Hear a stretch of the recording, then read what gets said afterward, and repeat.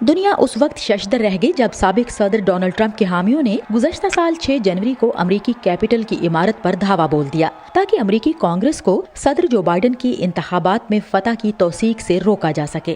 ماہرین کی رائے میں ایک ایسے وقت میں جب متعدد تحقیقی جائزے دنیا بھر میں جمہوریت کے زوال کی نشاندہی کر رہے ہیں، امریکی جمہوریت کی علامت کی حیثیت رکھنے والی اس عمارت کے اندر افراتفری کے مناظر نے ایک انتہائی طاقتور منفی تاثر چھوڑا۔ برازیل جمہوریت میں کیوں پیچھے کی طرف جا رہا ہے اور اسی طرح سے ہندوستان بھی پیچھے کی جانب جا رہا ہے؟ کیا برازیل کے پیچھے جانے کی حقیقت کا ترکی، ہندوستان یا امریکہ میں جو کچھ ہو رہا ہے اس سے کوئی تعلق ہے؟ عام طور پر بہت سے مختلف ملک ایک ہی وقت میں مشکلات سے نبرد آزما ہوتے ہیں، لیکن عموماً خود اپنی وجوہ کی بنا پر۔ اب بہت سی جمہوریتوں میں ایک عام احساس یہ ہے کہ شہری حکومت کی جانب سے ان کے لیے کیے جانے والے اقدامات سے ناخوش ہوتے ہیں اور وہ ایسے امیدواروں کی حمایت کرنے کے لیے تیار ہو جاتے ہیں جو نظام میں خلل ڈالنے کی پیشکش کرتے ہیں۔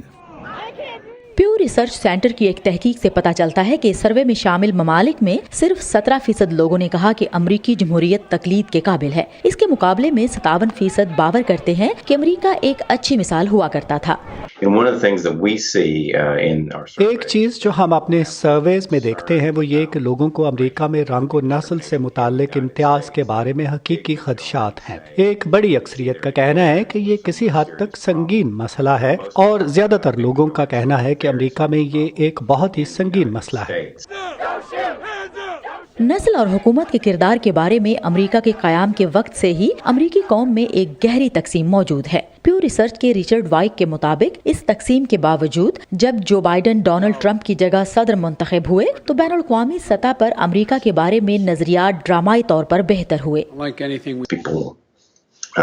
لوگوں نے صدر بائیڈن کو ٹرمپ سے زیادہ پسند کیا، انہیں ان کی پالیسیاں ٹرمپ کے مقابلے میں زیادہ پسند آئیں۔ وہ باقی دنیا کے ساتھ امریکہ کے روابط کے خواہاں ہیں، وہ امریکہ کی خارجہ پالیسی میں زیادہ کثیر الجہتی رویہ چاہتے ہیں۔ لہٰذا جب بائیڈن نے پیرس کے ماحولیاتی معاہدے اور WHO میں دوبارہ شمولیت جیسے اقدام کیے تو ایسی پالیسیوں کو دوسرے ملکوں کے لوگوں میں قبولیت حاصل ہوئی۔ جمہوریت کے مضمون کے ماہرین کا کہنا ہے کہ اگر امریکہ جمہوریت میں ہونے والی اس عالمی تنزلی میں تبدیلی لانا چاہتا ہے تو اسے لوگوں کی شکایات کی بنیادی وجوہات جاننے کی ضرورت ہے۔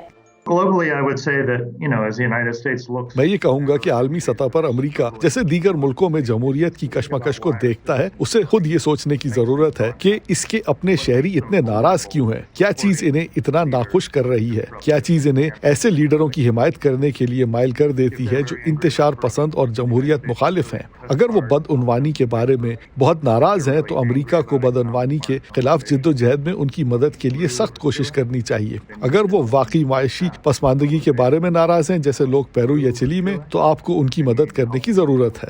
ماہرین کا کہنا ہے کہ اندرونی اور بیرون ملک جمہوریت کے دفاع کی کوششیں 2022 اور اس کے بعد صدر جو بائیڈن اور ان کی انتظامیہ کے لیے ایک ترجیح اور چیلنج رہیں گی۔